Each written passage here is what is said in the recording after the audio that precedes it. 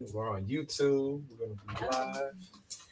I don't have my stuff set up or anything. I'm just like so lame. Hi, it's so nice Hi, to meet you too. you. I'm Jameelah. Hi, Kenya. Nice to meet you too. Oh, you look so cute. Thank you. Where's the little? Oh, here it is. Okay, so I am gonna set up. I may be late, but I'm not. Are we going at 12:30, Felicia? Yeah. Okay. All right. So I do the intro to the show, and then we just start having the conversation. Okay. You ready over there, Kenya? You got your game face on? I'm totally like not ready. I'm trying to get ready, but I'm trying. Okay, It's not your first rodeo. It's not my first rodeo, but it kind of okay. That might work. That might work. Okay. Okay. Oh Lord. Okay. All right, we got 10 seconds, y'all. All right. All right, we got 5, 4, 3, 2, 1.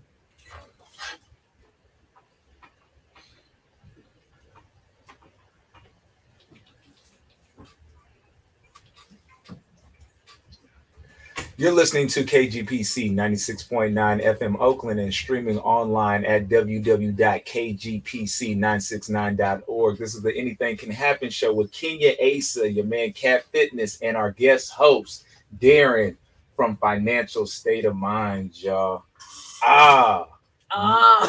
We about to have a really dope episode today, y'all.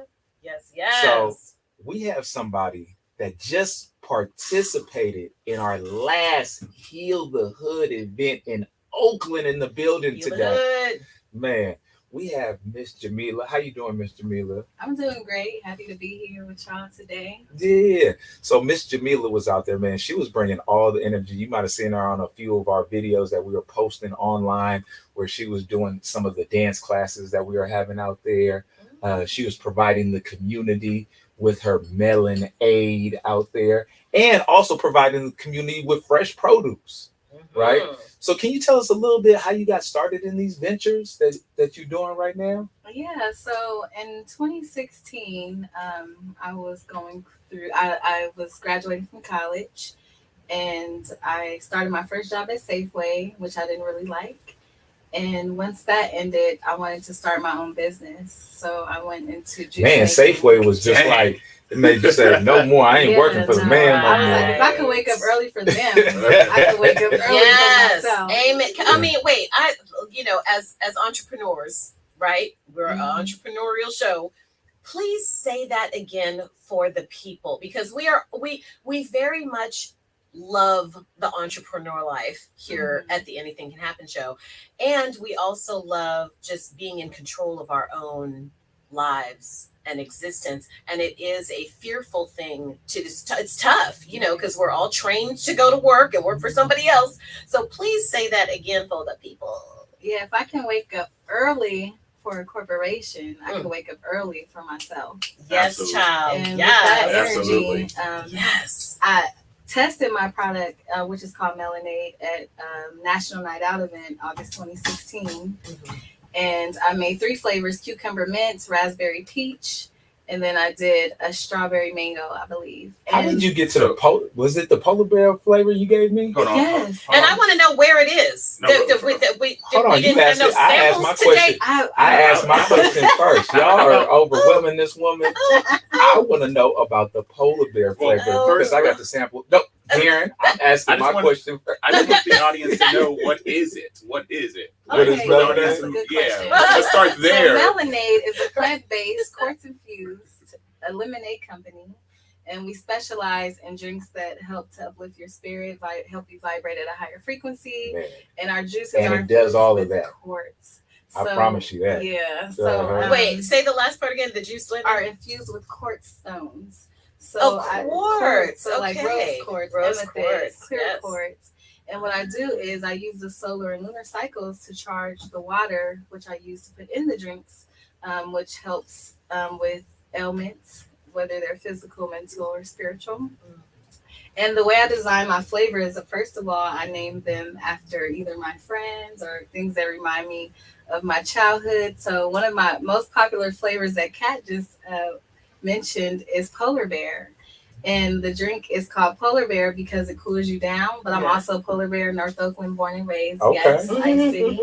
Nah. Tell business, huh? So that drink has pineapple, blueberry, dates, and lime.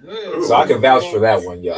Yes. That's Tastes the one. good. Man, it It's was the fire. I best. was looking at it. I was like, okay, I don't know what this is going to taste like. I cracked that thing open. I had a sip. I was like, oh, Yeah. come on, Miss Jameelah. Yep. So We it's need no to be all artificial over it. sweeteners. Yeah. I use dates, agave, or honey to sweeten the drink. Mm-hmm. And the idea was for me not so when I transitioned to be a plant-based foodie, I became plant-based in 2016. At this time, I was transitioning, and the idea was to kind of make drinks that kind of complement my new lifestyle.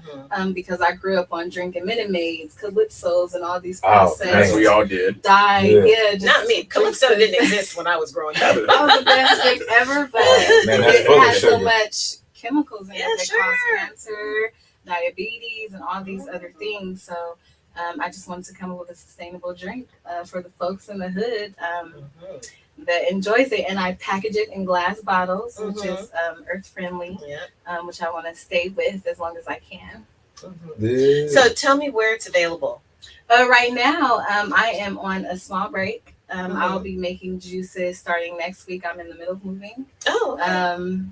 Yeah, so last year I did have it in like 3 or 4 liquor stores in my neighborhood. So I'm gonna revisit that. I'm doing like a rebrand with new logo, a new label. So once I get all that packaging in order, Nice. I'll definitely bring y'all some here. You got to. Thank Got you. to. Yeah, Support Melanaid, y'all. you should go on Shark Tank. Nah, we ain't giving that to Shark Tank. They going Any plans to go further beyond the 3 or 4 liquor stores? Maybe online or Yes, anything like online. that? Okay, so I've been I do have an online website, but I have not fully launched it yet. Just kind of struggling with the logistics of the business because I'm like a one-woman show. I was do a just gonna million and say one that. things. Okay, I'm the I same do way, so so I much. feel you. And I was just gonna say, are you a one-woman show? I was just gonna say because I can totally relate to that. Yeah, because not only do I make juice, but I also dance. I also do community organizing and volunteering with Community Ready Corps, and then I'm also working on a startup grocery store in East Oakland called the DEEP Grocery Co-op. Oh, East yeah. Oakland. Right. So before we get to all those other Yeah. amazing things, like where are you from and how did you grow up? Because that doesn't sound like, the lifestyle of somebody that comes from an inner city community. I grew up in North Oakland. What? And Okay. that's where I'm from, born and raised. My family is also from Oakland. And I feel like I got a lot of this energy from my grandmothers. I like to tell people that because although I did grow up pretty rough, around drugs and infested environments, I had asthma as a child. So I was a sick child, hospitalized throughout pretty much my whole life. Yeah, you and me until both. high school. I was always going to children's hospital. Yeah, me too. Yeah, asthma For weeks, attacks. asthma, yeah. Mucus For all real. in our body. And I feel like my spiritual journey, like as I was very into learning more about myself, my people at a very young age, 15 and 16. So I do feel like I carry a lot of my grandmother's energy, both grandmothers, and also just some of the knowledge that I gathered over the years. And I think that I am the golden child. I don't like to say that, but The golden I'm like child? the black sheep of That's- the Wait a minute, I was about to say that's the Eddie Murphy movie. Y'all remember the Golden Child back in the 80s? Yes, That thing was fire. Yeah. So I feel like I have just a huge responsibility here on this earth, So I heard you say a little bit earlier in the conversation that a shift occurred in 2016, that you were moving more towards, like plant-based nutrition, self-healing. Like, how did that whole process start for you? It started when every morning I would wake up, I was tired of eating the same food, so I was like, it's either meat or bread or rice or just, the same kind of food. Good. So I started doing no meat Mondays. Okay. And I met this gentleman who was already on a plant-based diet, and I was working on transitioning, and he actually helped me transition. So I just kind of went cold turkey and was eating plant-based alkaline foods for like the last 7 years now. And do you remember what month you started in 2016? Yes, it was August. It was August. Mm-hmm. I think my birthday month. Your birthday month. What, August what? 23rd. 23rd. Okay, so you right there on the cusp. Little Leo. Cusp of Yeah. Leo. And what's the date for Virgo? August 23rd. Yeah, that's what I'm saying. So cusp of Leo Virgo. Yeah. That's so funny because that's when my journey started. Mm. So in April of 2016, somebody asked me about being plant-based, being vegan, and I was going to only try it out for like 30 days. And then 30 days has turned into 7 years. Mm-hmm. So that's interesting that a lot of people that I've talked to on this show, around 2016, something occurred, like a shift, where it was like, okay, we have to change our nutrition. We have to. Sorry, this question for both of you. I'm just curious because I remember that's when I started leaving just the BS typical American diet around that time. I went a different route. But one of the biggest things that changed me, and I'm asking you guys if you saw it, was What the Health? Was that documentary? Mm-hmm. That was afterwards. Was that after? Yeah, I seen that. Oh, okay. I seen it, but I saw that like a year after I started. Oh, okay. Yeah. Because that definitely, I thought that was 2016, but maybe it was 2017. Yeah. Yeah, where that came out. Now, I didn't know nothing about being plant-based, being vegan, any of that. And I saw What the Health maybe like 2017, like a year after I already committed to it. Yeah. Okay. Then I was like, because I know that was a big shift for a lot. Like, a lot of people saw What the Health, and they were like, "Oh my god!" Because it's scary. It's scary. It was scary. It brought a lot of things to light. It really did, and there were a lot of things. Even before What the Health, Fat, Sick, and Nearly Dead, Fat, Sick, and Nearly Dead 2, you know, and you know, all those Forks Over Knives, you know, all those things. And so what it sounds like is that you didn't actually see a whole bunch of documentaries or whatever. You just said to yourself, something isn't right within me. Yeah, mainly because of lifestyle. It kind of in our family, you know, overweight, all that, diabetes, cancer. And I think about longevity, you know, like when we talk about immortality or like living forever, people are like, what does that mean? And sometimes it has a lot to do with your bodies, you know, because as you're getting older, like I'm about to be 30, and I'm like, my body is really changing, you know, and you either getting stiffer or, you know, your the foods you eat are not taken to your body the right way. And you have to make some changes. Yeah. And I just know I wanted to be in a different position in my life. And I think the diet kind of helped with this entrepreneurial journey as well. Oh, it's so important. Bringing up some of that energy. That diet is so important to be an entrepreneur. Just to do the things we do. Yes. Like you got to have the utmost energy possible. So much energy. And like I was saying, you know, I'm like you. Like I do many things. I dance also, and you know, I'm a yoga teacher and I'm a makeup artist and blah, blah, blah. And then also I like to hang out and party and travel and stuff like that. I'm a busy lady. But if it weren't for kind of the energy that I fuel my body with, you know, and I've seen, of course, during the pandemic, I was fueling my body with bread and butter, you know, and I only had the energy to sit in my house and watch television for the most part, do a little bit of gardening. And so, so that it is super important. And what I'm curious about is when you got this idea for MELANAID, what, and I know that the people out there are interested too, because we have at least one entrepreneur online, my friend Stephanie. Hey, Steph. Hey, and I want to know what it was that made you go, okay, I'm going to take this from idea into reality.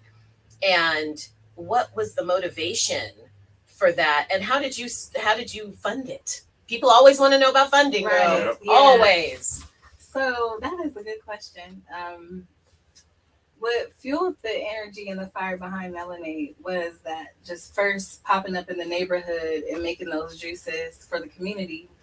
And I got a lot of feedback after, and they even put me in the neighborhood Santa Fe community newspaper and they just were like raving about the juice every week. Like, where's that juice? Can I get some more juice? And you know, you knew you had something. Yeah. So that's kind of, and I don't even, at that time, I didn't even infuse the quartz at that time.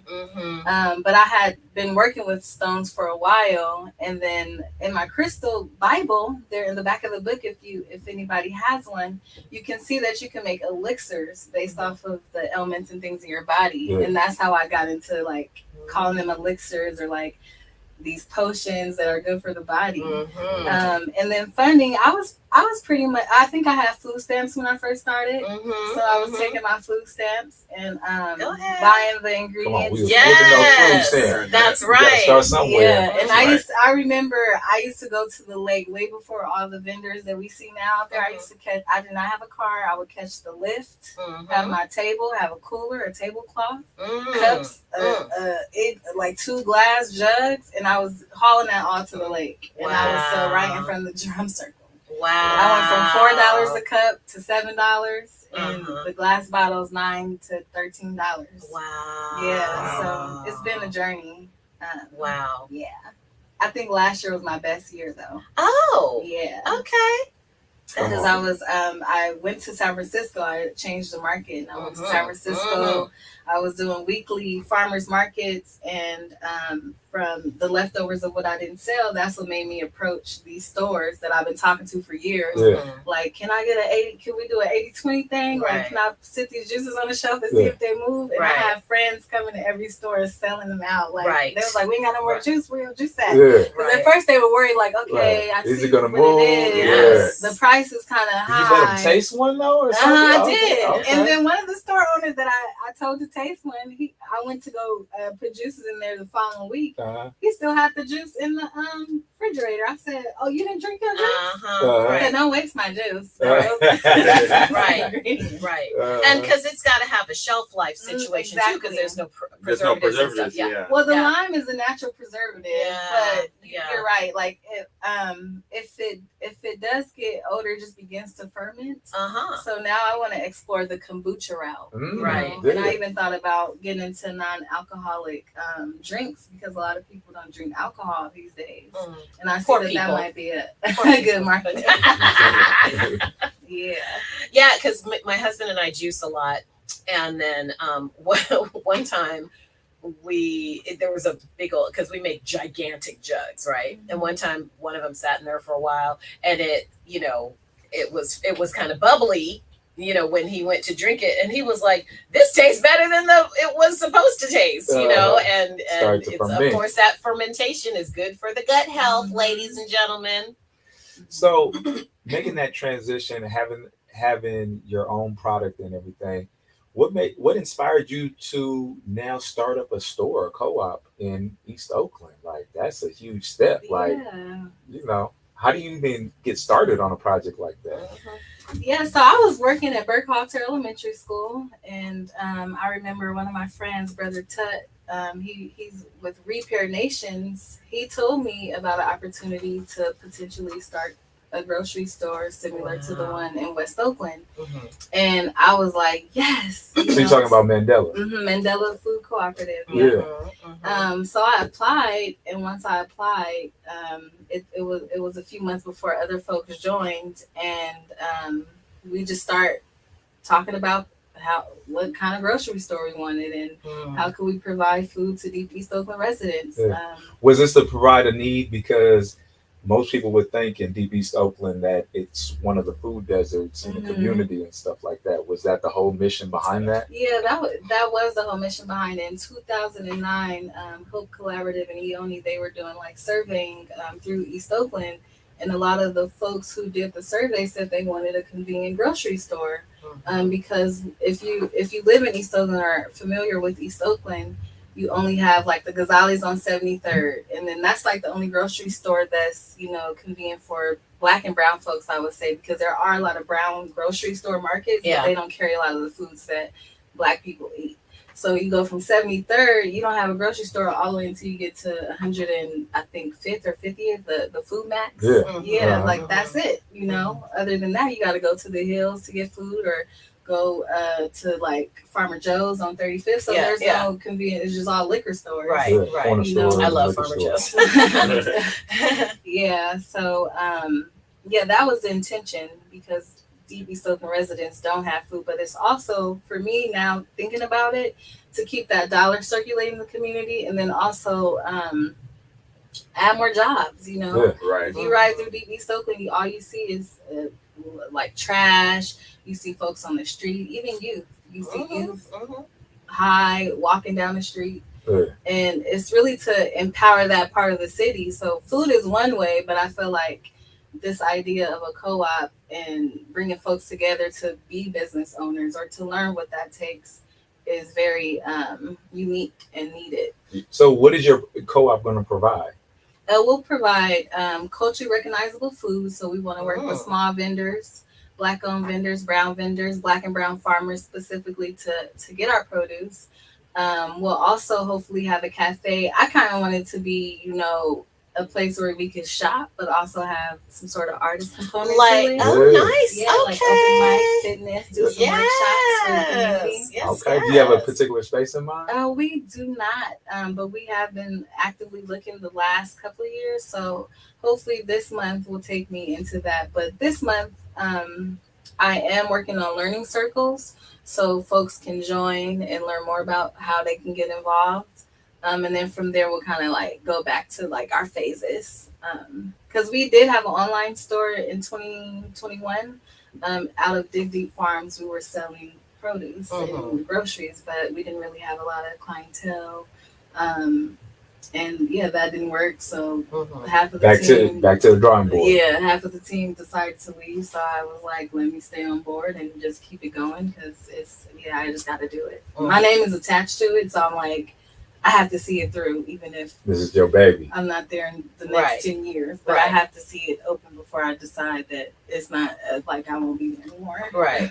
One thing you mentioned that I really want to touch on, and I appreciate you saying, is you wanted to build the store in DEEP East Oakland because obviously there's a lack of grocery stores there, period. But two, to keep the dollar circulating and to provide jobs to the residents of East Oakland. And I think that's so important that you mention that and think about that, because clearly we're not gonna get the money from the government. So I feel like we need to generate the money ourselves, but most importantly, keep the money in the city.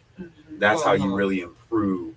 In my opinion, that's how you ourselves as Black and brown people improve our economic situation, is keeping that dollar and keep it circulating through the city like this as long as possible, because every other culture does it. Right. Like, we know Latinos do it. We know Asians do it. Chinese people do it. Indian people do it. That dollar stays circulating forever in that community. But with us, we tend to continue to have this habit of we generate it and we spend it in a different culture. Right. Well, and there's some statistics, right? You've talked about that before, Darren, where there's like there's a certain amount of time that the Black dollar stays in the Black community, and then it's like whoosh. 1 minute to later. Yeah, right. 11 seconds. Right. And I feel like it's not that we can't do it, and there's been a lot of barriers that have been put against us, and I'm like, how could we clear those barriers? So like, for example, just the demoralization of our people, from the crack epidemic. When my grandparents were moving from the South to California, they came here for a better life. And most of them hustled hard to get properties, to get housing, to do all the things they had to do. But I feel like we skipped a generation, like my parents' generation, who was into disco and all, doing all that stuff. Yeah. And then the prison industrial complex, they locked a lot of our parents up, and then their children. And then you have my generation who's like trying to put the pieces back together, like of what grandma built or what grandpa built. Like, how could we, make it shake and make it move a little different, Yeah, I think what we all are doing it like right now is as entrepreneurs, we do it ourselves and we keep it in with ourselves. But absolutely, there has been barriers and historical things, forever, still, like. Well, they absolutely continue. And here in the Bay Area, I mean, it's so disturbing, like what you were saying about the unhoused folk and even unhoused youth, and there's so much money here. There's so much money in the Bay Area.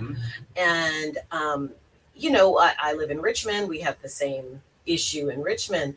And so I feel like it feels sometimes like a hamster wheel. Those of us that are working in the community and trying to better the community, like Kat does with Heal the Hood and stuff like that, it's like a constant battle of trying to uplift our people and uplift our community and give our community hope. But then as we're driving, every time I drive here, I pass this whole like encampment, and it's just, I feel like it's, I'm just going to say the word F because, Felicia, I feel like it is a mind F to the people in our community, because we see that and it feels so denigrating. And then it keeps a lot of us in this kind of, well, why should I even bother? Yeah, exactly. It's really hard. It's traumatic. Yeah, and you really have to have grit or strength, because folks look at me like, how do you do what you do? Sure, day in and day out. And how do you do what you do? I get up with affirmations, prayed up, and when I look at my family and how I grew up, that's what keeps me going. Like when I look at my mom who needs healing, that's what keeps me going. Because if I don't, then who will? Yeah. Right. Last year when we did a produce campaign with Community Ready Corps, we served over 5,000 folks organic produce. Wow, and one day in particular, I had a lot of gentlemen out there helping me, volunteering with me. And to hear them say, like, I don't come outside because people watching me, or I feel like somebody gonna shoot me, or, that made me emotional, because I'm like, they don't feel comfortable coming outside in different neighborhoods because they worried about ops, Right. And they made it through the whole day, but it made me feel so good because it's like they can do it. They can get out there and do what they have to do. So that's what makes you show them a different side. You know what I'm saying? Right. Because like you said, somebody has to do it. And I think it's interesting what you said about that, about just like not wanting to be outside because it doesn't feel safe. And a lot of young men are, Black men, particularly boys, aren't getting their driver's licenses anymore because they're afraid of getting pulled over and killed. Wow. Which is crazy. Like driver's licenses going down. It's crazy. So have you ever thought about partnering with like a Black developer with the idea that you have to develop an area in East Oakland with the co-op and everything? Yeah, we started out with that. There was a Black developing company because we were looking at properties way at the beginning when we first started it, but we were like, no, we're not ready. We're not at that step yet. We got to. But there are some resources with Black Cultural Zone, the Place Group in particular, that focuses on like anti-displacement, Black development team, and things like that. So I have the network. I just have to get the team together so we can build the blocks. I can't go by myself. Well, I think that's one of the cool things about being here. And maybe I'm only saying this because I'm on this show and we are so connected to our community members and, and all that other stuff. But I feel like that is happening here right now. I do. Don't you guys feel like that? I feel like Well, that. we are really coming together. And, of course, with me teaching at Flow House and all those other things, it's like I feel and I see all these pockets of people when we have interviewed a lot of the vegan restaurants and chefs and all this other stuff. Everybody kind of knows each other, and I feel like it is this supportive environment now, but I do feel like there is the stereotype of we just want to do it for ourselves and we're not thinking about pulling people up along with us because we don't want the competition and blah blah. I think that is all complete nonsense from what I have seen. I think it depends on the industry. So so when I know, I'm a consultant, so I consult every industry, right? And I can honestly say when it comes to any type of health wellness, very, very supportive of each other. Very, very supportive. Like, but if we're talking maybe selling t-shirts or a clothing line, that might be a little bit of a different thing. It's part of the reason why I enjoy so much working with the health and wellness community, because it truly is very supportive. Yeah. And everyone's like, I think because it's the mission's different, right? If you're selling a clothing line, at the end of the day, it's mostly for, okay, you want to make people feel good, look good, but let's keep it real, profit. And then compared to wellness of any type, whether it's therapy, whether it's counseling, whether it's diet like vegan or healthier options just in general, it's more community approach, and it's about building up the individual, because it starts with the individual and the family, and then once you heal that, cat pun, heal that, small little drop, then you don't have to, the competition dies down, because you're not worried about, you know, surviving or finding your next meal or how you're going to pay the rent and stuff like that. Because you, again, you know, I have a unique perspective. I date an Indian. My girlfriend's Indian, and they're very community based. Very, like, literally, it's in her culture. Two families come together, no matter what the income situation is. They pull together, and someone's going to college. Someone's building a business. So it's just in that community, compared to us, where we all kind of have this, especially like you mentioned in the 80s with that crack and all these other barriers. It's so much of a survival, so much against me. Well, historically in this country, it's been all about survival, right? You know, and we do have beautiful, supportive communities. I think that there is definitely still a feeling of lack. Yes. Coming from a lack standpoint, I think that is where we struggle, because I think that the cultural trauma that we've endured ever since slavery, you know, has taken us down this rabbit hole where we feel like, okay, I'm working my behind off for my family, my kids, yada, yada. Everybody, it's every man for himself. Right. You know, so sometimes that's the case, but I do think that there's also, it has a lot to do with your family structure.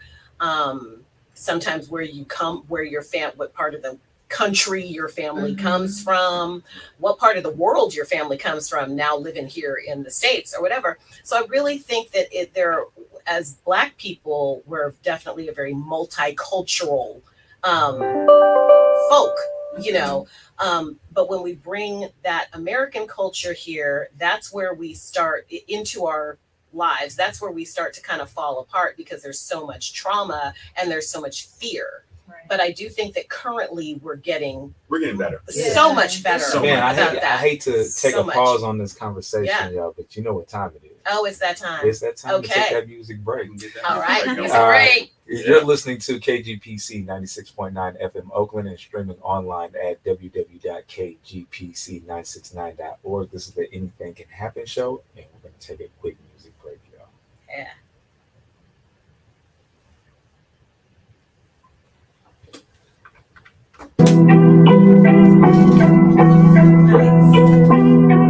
Is you really down to work, even when it hurts? If you ain't really committed, then get it just a minute. What if you get it? If you really about it, then be about it. Just swear about it. If you ain't, we gon' see about it. Is you really down to work, even when it hurts? If you ain't really committed, then get it just a minute. What if you get it? If you really about it, then be about it. Just swear about it. If you ain't, we gon' see about it. Is you really down to work? I am a different breed. I'm in a different league. My mama, she planted a seed. I got a family to feed. Don't nobody have what I bring. I'm the leader of the team. I've been working since 15. I'll never stop chasing my dreams until my pockets full of cream. I've been grinding for the crown. I call me the king. Wasn't with me in the gym, but I was working on my gym for 12 hours a day. Now you wanna get a head down, but you want to dance for the bills to help my friends pay. On the nights that I laid in bed, so all the jobs that you give me spray. Didn't take it, but it's better get addicted. Burning how you spend. I knew I hate you working to get my people out of poverty. I finally got one of the things my mama couldn't buy for me. And I'm out of a brand new property. I grind too hard, ain't no stopping. I should have been that number one overall pick in a lottery. I keep putting in all this work for the people that died of me. Thanks to all the haters, I got the motivation. Told my mom I'ma make it. They won't give it, I'ma take it. Mama told me to be patient. All the struggles I was facing, I won't never get complacent. Keeping the mud is amazing. I want to stand in ovation. Is you really down to work, even when it hurts? If you ain't really committed, then get it. Just a minute, quit it, forget it. If you really about it, be about it. Just we about it. If you ain't, we gon' see about it. Is you really down to work, even when it hurts? If you ain't really committed, then get it. Just a minute, quit it, forget it. If you really about it, be about it. Just we about it. If you ain't, we gon' see about it. Is you really down to work?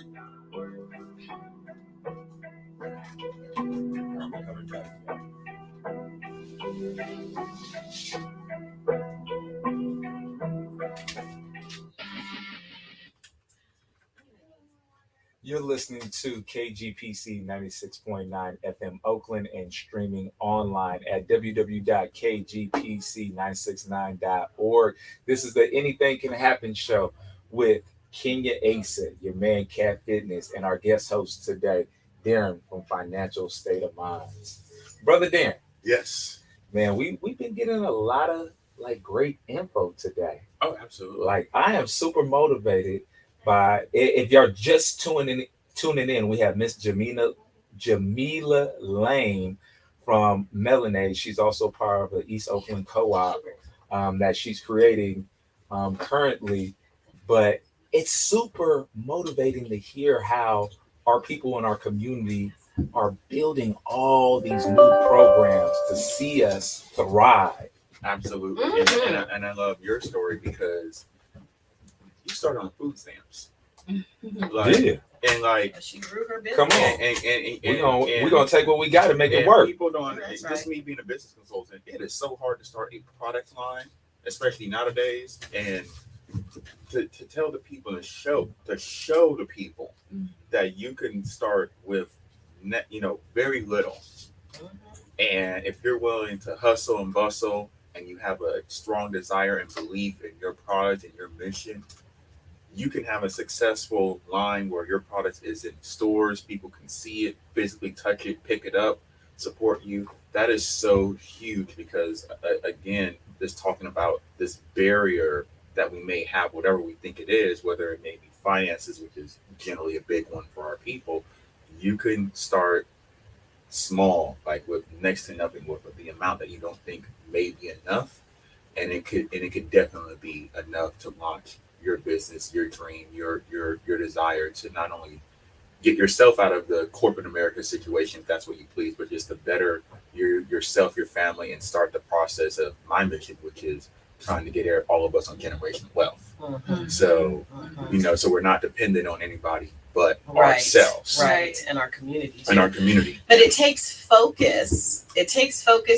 commitment. And Kat has talked about this. We've talked about this a lot on this show, is the belief in yourself. Yeah, and you gotta even have self-confidence. You do. But even when that isn't there, because the entrepreneurial journey, the journey as a small business person is a very arduous one. Yes. It is a very arduous one. And so if you have days, and we all do, where it's like, man, is this going to even work? Yeah. And who's going to take my product? Who's going to be interested in this? And is this too much work? And this is a bad day, or I don't feel good. I don't want to do this today, blah, blah, blah. Yeah, what keeps you going on those days that, you're not seeing any progress with the business and the co-op? Or days you might just be tired and you're not feeling your best. Yeah, because I do be having those days. Heck yeah. We all do. Confidence is one thing, but right. I think the little by little, one thing my dad always shares with me is just take your time, do little by little. Yes. And one thing I never try to do is rush anything. I will take my time. I'm listening to this audio book. It's talking about changing habits. What is the name of the audiobook? We'll get to that later. We're talking to Miss Jameelah Lane right there. We're not going to promote somebody else's audiobook. He's going to talk about the audiobook and not talk about the audiobook. But we are. Okay. Because it talks about just taking 1%. Focusing on being 1% better than you were the day before, or whatever you're working on, just improving 1% at a time. And when you think about 1%, you're like, that's practically nothing, but it's something. It's doable. So the days that you do have those challenging days where you might not have all the energy, you're just thinking like, okay, I just have to give it 1% than I gave it yesterday. Yeah. I don't have to make this huge giant leap today. Just give it 1%, because it's going to be those days where you feel like, oh my God, I have a great idea, or I have more energy, or whatever the case may be. And you'll be able to give it 10, 15% versus that 1%. But if you can constantly show up and just at least give whatever project that you're doing at least 1% of your time, I believe it said by in a year's time, you'll be 37% better than where you started. Right? I know what book you're talking about now. Yeah, but okay, yeah, well, I always title. say, well, tell me if I'm right or wrong. I was going to say Atomic Habits. Yeah. Oh, okay. Exactly. Yeah. Oh, okay. Okay. Yeah. Yes, I know it well. But yeah, I always say he's exactly right. For anybody out there that is listening about this, consistency is one of the things that Kat just mentioned, showing up. And also one of the things I always say, and I know Quizzy got so tired of me saying this, I always say baby steps. Because a baby step is still a step. Right. And so I don't care how small your step is, as long as it's moving you forward. It does not matter. And then, because what we have seen, all of us have seen this, people that rush into things and they're not being mindful of those small steps. They're not being mindful of the work and the drive that comes between those little steps, between those little spaces, right? Yeah. And so it's not, it depends on if you want something to be sustainable or if you want something right now. Yeah. It's a big difference. Right. And to consistency, what I always say too is, especially for my generation and the younger generation, consistency doesn't have to mean every single day. It doesn't have to mean 8 to 12, 16 hours every single day, because that image does get pushed into entrepreneurship. Yes. And there's the majority of entrepreneurs actually hold a job. So they start with a job. I sure used to. And then they have their business, and then Cat's story is a perfect example of that, where he just transitioned out of W-2 into his own amazing business. And it's not this thing where it's just like, oh, I just start and I just go 120 miles an hour. No, there are businesses. And one thing I always teach too, and it's very important, I always take Amazon. People don't know this about the world's richest company, basically. They didn't start profiting until about 6 years ago. Wow. So, but wait, when did they start though? In the 90s. In the 90s. Did they? Yeah. I didn't. Well, I didn't know. I didn't get familiar with Amazon. I didn't get familiar with Amazon until like 5 years ago. Didn't Amazon start with like selling just books? Yes, they were just a bookstore. Right, they sure did. Out of his. It was in like the mid 90s that they started. Oh my God, I totally forgot about that. Yep, and they didn't. And I tell that to let people know, the world's richest and most influential company did not turn a profit until 6 years. About 6, 7 Now they're years turning ago. big profits. Right. I'm sure. Because, right. Yep. And I just say that to say, if that's the world's biggest, and I think they've been in business now they're older than me, so it'd be about 30, I'm about to say 30 something years. Let's just go with 30. And that means they didn't turn a profit until 25 years into it. It's okay, ladies and gentlemen, if your stuff don't launch in the first 90 days. Wait, nobody wants to be in business for 25 years before they make a profit. Right. So no. But think about all the things that you had to learn in 25 years to be able to turn the profits that you're turning today, right? Like, say, for instance, right now, what would it look like if MELANAID got an order for like 1,000 bottles, right? How do we fulfill that order, right? It until it happens, you're like, okay, wow, I need a production. I need this. I need all these steps that I haven't even gotten to because I haven't got that 1,000 order yet. You know what I'm saying? So I think all the things that they learned in that 25 years has now made them sustainable to go for until, forever now, because they've come across so many different things. Like, now they have their own delivery trucks. Now they have their own warehouses where they keep the merch and all that kind of stuff. They didn't know that stuff 25 years ago. Like, they didn't think of those steps. They're like, we just have this idea. We have this foundation. We have this seed. Let's just continue to water it. and see where it takes us. Right. You know what I'm saying? So where do you see your business in the next that's what I was 5 going years? to say. In the next 5 years? Yeah, where do you see yourself? I see myself in stores. At first, I was entertaining the idea of doing a mobile juice bar and then transition into a cafe. But since the pandemic started, I'm like, that's something that's not going to happen.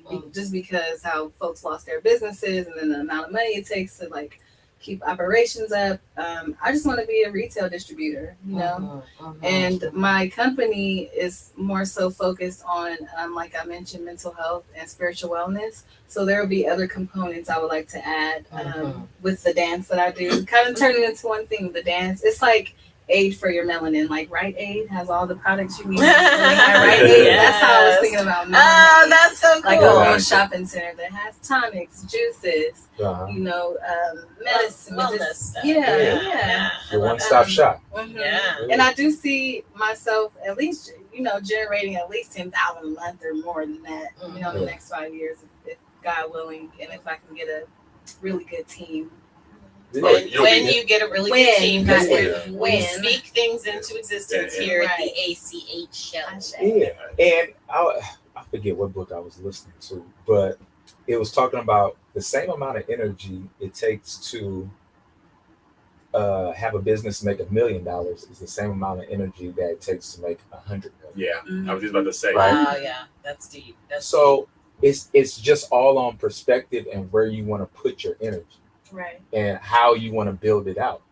So think about it on those lines. You know what I'm saying? Like if you have your own stores, you already know you have a product to place in those stores. Right. And all the community that you've already came across and relationships that you already built, I'm pretty sure there are other vendors that you know that can also put products and different herbs and different things into these stores. Right.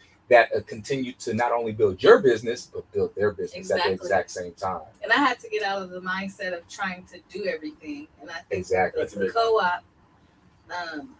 co-op has taught me that. And there's this unlearning that I have to you know, help myself with, is that I'm not by myself. I can't do everything by myself. Even though I might have the vision or the grand idea or even the movement to get it going.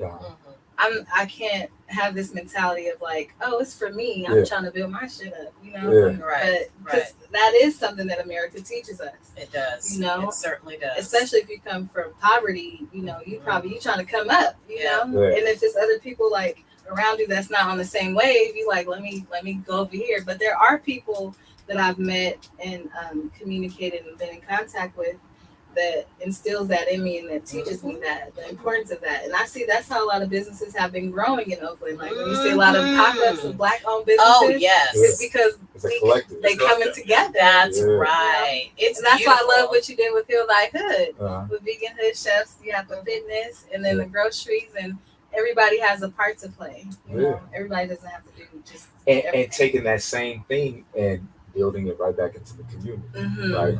So that was the whole vision was like, okay, if we can create these pop-ups that make the fitness and the health components cool inside the community, right? Then we can essentially have a brick and mortar eventually that does the same thing. The one-stop shop when it comes to all your health needs, similar to what you're talking about.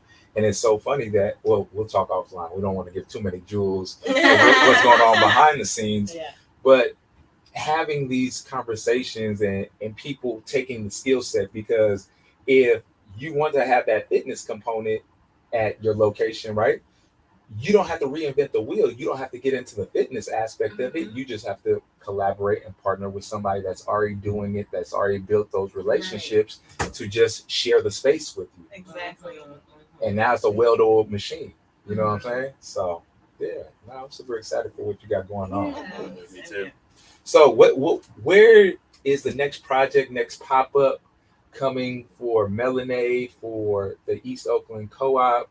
Where can we find you guys? Like what's going on next? So the next thing, we're doing a job fair, cooperative job fair with No Boss. I'm a board member of the network of Bay Area Worker Cooperatives, and it'll be at the Omni Commons May 16th at 6 p.m.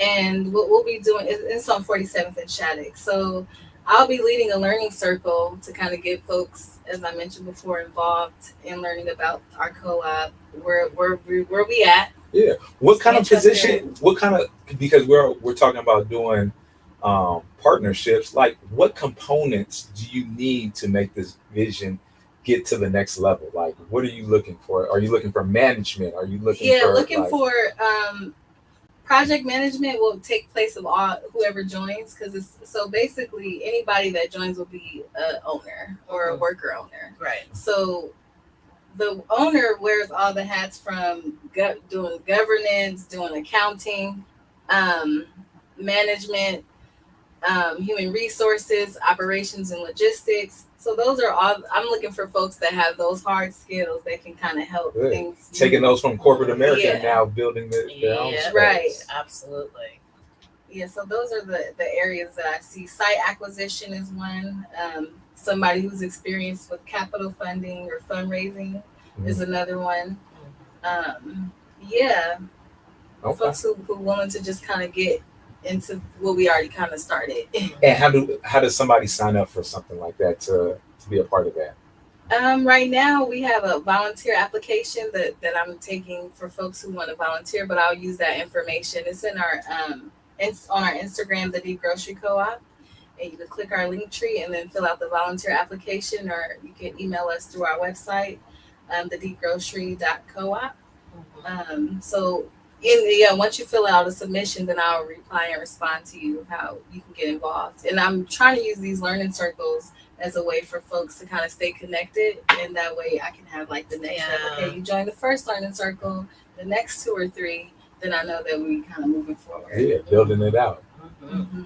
Man, so how long, in a perfect world, how soon do you see all that coming to manifest, to coming to life? I would say by close to the end of this year. Okay. I mean, So because sooner than later. because we did make progress. I think it's really just having the hands. Oh yeah. Like really having a team. I think that's the only part that's missing. Yeah.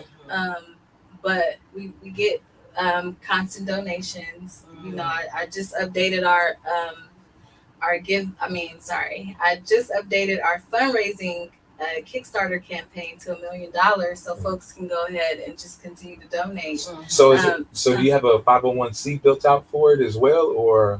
We are fiscally sponsored. Oh, okay. And we're in the process of actually changing that, but we're fiscally sponsored.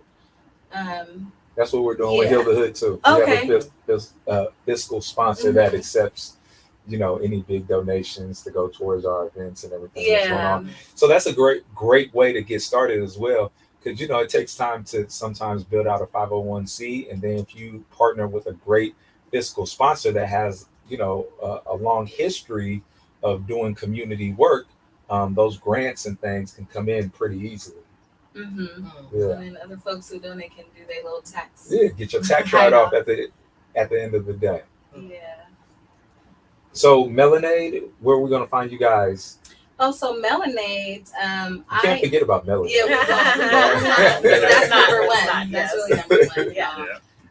That's the one I really want to focus on really building. But anyway, so I will be selling MELANAID hopefully coming mid-May, and I'll be announcing that on my Instagram, MELANAID, MELAN_AID. So that's where you can find me. Right now I'm on a little hiatus, just kind of taking some time to move and to just kind of regather myself and get my steps in order. But can I ask a real quick question? Yeah. Do you only have I think it was like a 12-ounce glass? No, I do 16 ounce. You got 16? Okay. That's how big I go for now. Yeah. That's how big I go. Cat's like gulp. Yeah, I took one swallow. I need like 3 of those. Yeah, right. So what she's saying is go ahead and buy 3 of them. Yeah. Get the 3-pack. Right. Have a 3-pack, Mm-hmm. or get that 16 ounce that she's offering, because it's worth every sip, y'all. Nice. I want to ask you real quick, if you were to give one piece of advice for young female entrepreneurs that have a dream and a vision, what would you tell them? That's a good question. count the small things and don't forget to reward yourself, no matter how small. That's something that I'm definitely working on because, you know, black women, we take on a lot. So half of the time we do a lot of stuff, we don't acknowledge ourselves for the things that we do. And we fall into the imposter syndrome, like, oh, I don't deserve this, or I'm not worthy of this. And I think just counting those small steps and rewarding yourself is very important. And believe in your vision. If nobody else believes in your vision of what you're trying to do, you could talk to a million people and they might say, how you gonna do that? You know, those are not the type of people that you want to be around. You want to be around people that will tell you the truth, yes, but also will be in support of what you want to do. Right. People don't actually have to see your vision as long as they're a supportive person. Yeah, especially the people in our circles. Right. You know? But if they're not supportive, then maybe they should be on the outer circle instead of the inner. I will also say prioritize self-care. Yes, Lord. And really get to know yourself. You know, as I'm still learning myself, but really, if you have a foundation of learning self-healing, I like to reference Queen Afua a lot. Yeah. Sacred Woman book. Yes. There are a lot of rituals. Get into color therapy. Get into things that will help uplift your spirit. You know, that will kind of like when it's raining outside. I always like to say I make the sun come out because there has been times where it's been raining and I walked outside and the sun started shining. That happened the day we had Heal the Hood, y'all. That's true. It was raining, and I'm coming from Richmond to Oakland. I'm like, okay. I was like, this is a day that I didn't particularly pick. The ancestors picked, right? Because we got asked to do the event with First Friday. So I was like, okay. I was like, ancestors, I know you're not going to let it rain on First Friday. And we're going to be out there helping and healing the community. And as soon as we pulled up to the event to start setting up, guess what happened? Sun came out. Man, it stopped raining and we didn't get no rain. It was a little chilly that day. But besides that, man, it was a beautiful, beautiful event. Also, tell us a little bit about the dance. Can anybody, because you were doing a little bit of the African dance out there for the community, do you have any classes or anything like that going on? I used to teach an Afro-Funk class last year, but as I said, I was doing like selling juice class. Boom. But I don't teach classes at the moment. I hope to bring that back as soon as I have time. I'm not going to even lie on here. Right. But the class, there is, so if y'all don't know, this week is Dance Week. It is Bay Area Dance Week, and all the studios, y'all, have free classes. Right. My class yesterday, Pussy Yoga with Kenya, at Flow House, was free, along with all the other classes and dance classes and stuff. So I love Dance Week. And make sure y'all check out Malonga. That's basically where I've learned to dance. There are a lot of free classes there. Check out Ebony Barnett's class. She teaches hip hop for youth, also for adults, Saturday and Sunday at 11:30. What's Malonga Center? Yes, where's on that? 14th and Alice. It used to be Alice Art Center. Yeah. That's where I used to dance all the time. Yeah.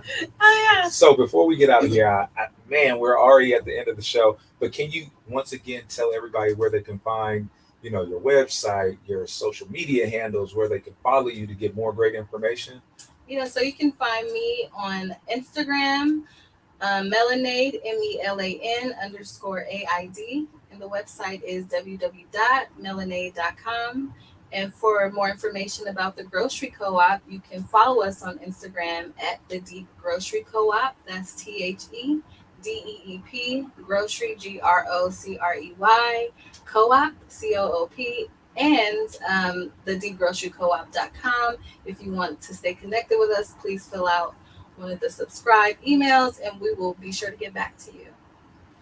Man, thank you once again, Ms. Jameelah Lane, for coming through and providing us with all the jewels that you gave us today. Make sure you follow her on social media. Make sure you follow, like, subscribe, the Anything Can Happen show, ACH.show on IG. Make sure you tune in every Thursday, y'all, because all we're doing is bringing, uplifting, inspiring, motivating people from our community that's making change into the studio to help you make a change in your daily life. So we appreciate you. We love you, and we'll see you next time. All right. Peace. Peace.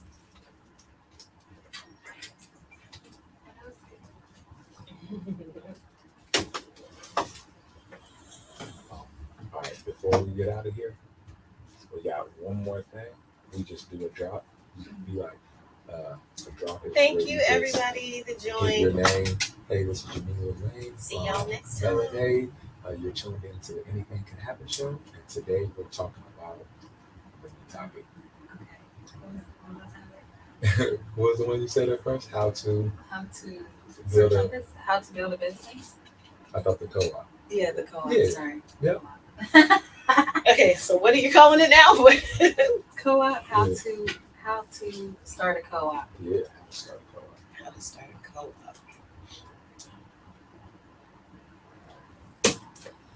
Do I put the headphones on? Or... No, you don't need a headphones for Okay. this part. We just need Miss Felicia to give us. Oh wait, don't touch it. I'm gonna what you said. So hey, my name is Jameelah. You're tuning into the ACH show. Anything Can Happen. Anything Can Happen show. So, at the beginning is, hey, this is Jameelah Lane with MELANAID, owner of MELANAID. Today you're tuned into the Anything Can Happen show, and we are talking about how to create, how to create a co-op. Hold on, I'm going to record. No pressure.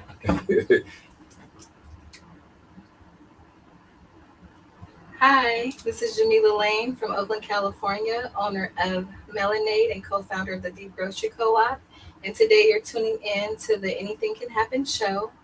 And today's topic is how to start your co-op.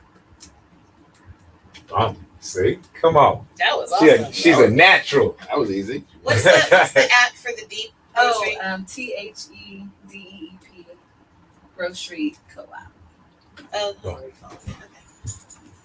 I'd like to get your information. Did you do your business consulting?